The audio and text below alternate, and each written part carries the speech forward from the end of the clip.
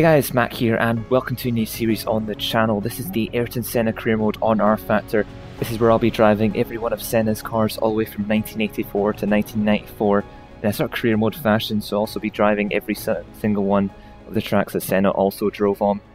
So this isn't some reskin of another game, these are the real cars, the real tracks as well.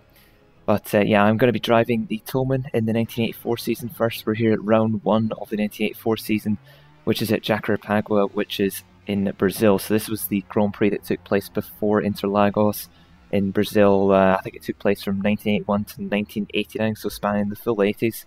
And we're going to go out for practice here in the Toleman. It's not a great car to begin with. It's sort of a backmarker team, kind of like Marussia, but we've actually come out beside another car. And he's just gone straight into the car at the side, which is a very, very strange accident there.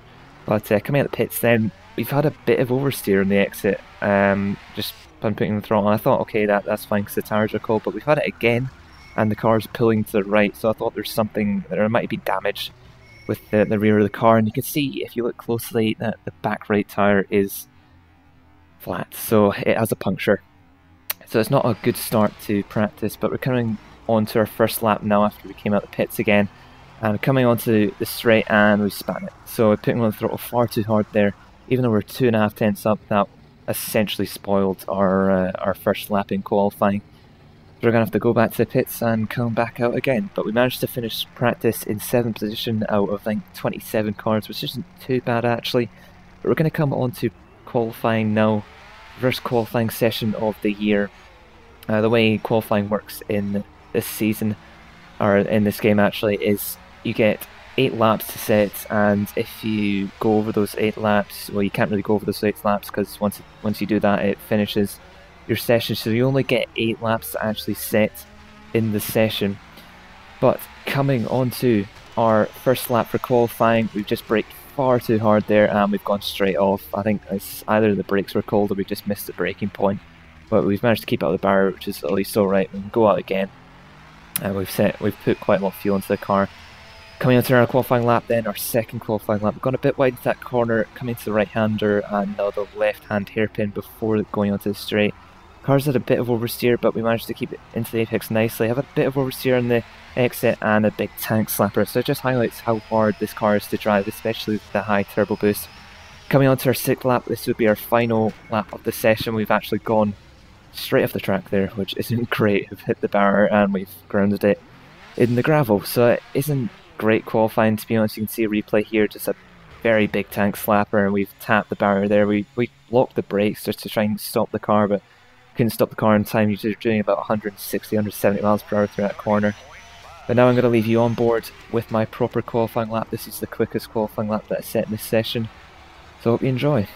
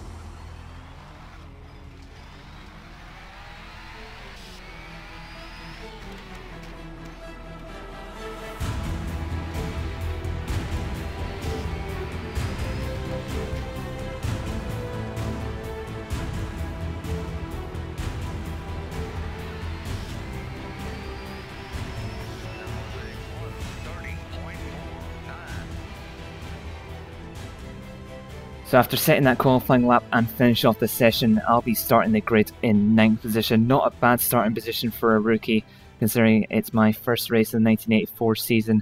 Compared to the top teams, I don't think that's a bad time at all. But we're now going to head over to race day for the Brazilian Grand Prix. So we're on the grid for the Brazilian Grand Prix of 1984. Revving our engine a bit. lights are just about to go out. And it's lights out and away we go. Getting a bit of wheel spin there. Doesn't get a great start from the Toleman. And we've already lost positions off the start. Sticking to the middle of the track now just to not lose any positions.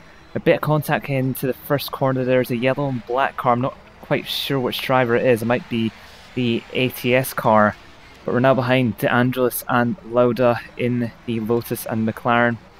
Trying to move around the outside there. Maybe having a look at De Angelis, but not enough room there to really go through. Driver's taking it very slowly. Can't really take that corner flat out at the moment because we're on heavy race fuel. And we've got Lauda and De Angelis in front of us, but we're going to try and move up the inside here. Will it work? We're getting a bit of a squeeze by Lauda there, but managed to muscle our way past, and that's us into 11th. So we're going to see a replay here of the move down the inside of Lauda. He turns in us, he almost hits us actually turning in on us, but he actually muscles us onto the curb there as well. It's a bit cheeky from him, but we managed to actually get past. We're now behind De Angelis at the end of lap 1. We're going to dive down the inside there. It's a late braking move, keeping to the inside just so he can't get the cut back. And that is the move completed. Now going down the inside of Jacarepagua. He's turned in on us again, so they are turning in on us quite a bit now. And that's allowed De Angelis right back up actually. He's just dived up the inside. We were caught sleeping a bit there. And yeah, I was a bit surprised by that actually during the race that De Angelis would actually go for a move, but he's proven to be quite an aggressive racer. So by lap 2, we are still sitting behind De Angelis as we're just about to head onto the straight once again. We're having a look down the inside of De Angelis there, but that move was never going to work as he was already turning into the corner. But we're going to try and have a good exit off that corner. We've got very good straight line speed. I don't know where we found that straight line speed. It might be our long gear ratios, but that has moved us right past Jacarepagua and the Lotus of De Angelis, and we've moved down the boost level just there to save the engine and a bit of fuel. But we're going to see a replay of the double overtake on the straight again, and I don't know where we got the straight line speed from. We might have just been lucky in that the two drivers ahead might have been getting held up by, I think that's Mark Surer in front. I think he's driving in the Golden Arrows car, but it was an incredibly easy pass actually, just because of the straight line speed we had. But we're now in 9th position, just outside the points positions, sitting behind Mark Surer. We go down the inside. Have we got the speed to keep the move? No, we haven't. Mark Surer actually managed to keep the position just about as he goes around our outside, and somehow he gets very good straight line speed. So we're now heading into turn 1 on lap 3, and that's Mansell that span up ahead. It's Mansell. I don't know if he actually got hit or if he just span out because of being too early in the throttle, but that's essentially ruined his races. We get a bit of a shunt from, I think that's De Angelis. Yes, that is De Angelis in the Lotus. We've gone around the outside of Mark Surer though, somehow getting the grip levels to pull off that overtake. Now we're sitting behind Alain Prost. He goes past Winkelhock. Winkelhock's gotten a bit wide, and have we got the grip levels to go past around Winkelhock? Yes, we do, and that's the move completed. We've now moved up into 6th position. That's the first point scoring positions. If I was to finish the race currently, I would receive 1 point, moving the boost level up now to 10, as that's the maximum boost level we can get, and that gives us the maximum straight line speed. But we're just not close enough to make a move on Alain Prost there, and we get a bit of oversteer on the exit, which costs us a little bit of time. Lap 5 then, going to try the same move. We're going to try and get good straight line speed. We're closing in a bit now as we're a bit closer due to slipstream, but I don't think we're close enough yet, and that move can't be completed just yet. But we get a bit of oversteer on the exit, and that's essentially extended the gap to maybe 2 or 3 seconds now, so it's just ruined all of our hard work. We're now going to see a replay of the moment we had going through that corner. We're getting a bit of oversteer there, and that's just because we were on the throttle far too early. You've really got to be careful when using these cars because they do have a lot of torque and a lot of power for cars of these size. But we're now heading behind Alain Prost, heading on to lap 7 as the race is just about getting to the halfway mark. But we're heading into turn 1 and we broke very, very late there, and we've actually ran off the track. It's the first major mistake really that we've made, and that's also lost us a lot of time. So we're just losing tons of time to Prost ahead, but we've managed to claw it back heading on to lap 9, coming to the last corner. We were broken very, very late there, and now closing right the way up to Alain Prost.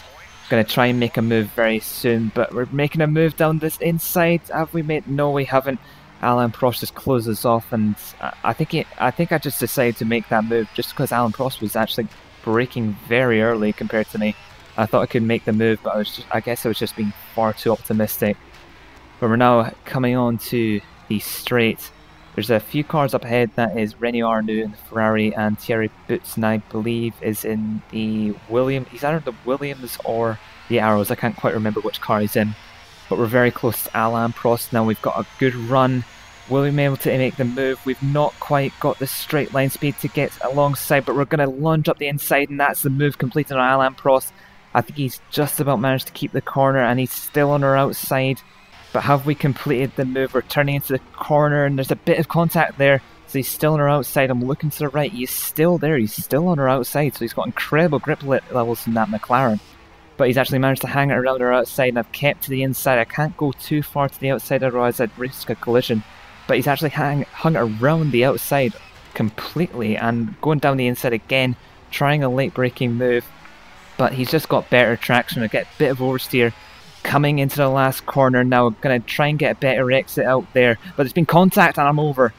And that is a complete disaster for our race, as Senna's car just heads end over end. See a replay here. There's contact between De Angelis and Toleman, which just sends our car over, hits the fence, lose the wheel, and that's our race over. So we're now going to take a look at the championship standings for the drivers and the teams. In first place in the championship is sitting Nelson Piquet in the Brabham with 9 points. Second in the championship then is Alain Prost after a very good battle with myself. He sits in second in the championship with 6 points in the McLaren. In third in the Arrows we have Thierry Boutsen with 4 points. In fourth, the main culprit of the accident at the last corner, we have Elio De Angelis in his Lotus with 3 points. In fifth, we have René Arnoux in the Ferrari with 2 points. And with the final points finishing position, we have Derek Warwick sitting in the Renault with 1 point. So in the end, it was a fairly action-packed but disappointing race after that lap 10 accident with Elio De Angelis, which essentially ended our race for good. He basically flipped us, I think he just drifted wide and flipped us into the barrier, and we couldn't really do anything about it as we're driving in cockpit. If I was driving in TCAM, I probably could have avoided the accident, but yeah, it was an unfortunate end to our race. But if you liked this series and if you liked this video, remember to like, comment, and subscribe, and if we could possibly reach 15-20 likes, that would be an excellent sign of support for this series, and I'll try and get the next race out pretty soon after I've recorded and edited this one. Anyway guys, thanks for watching, and I'll see you at the next race.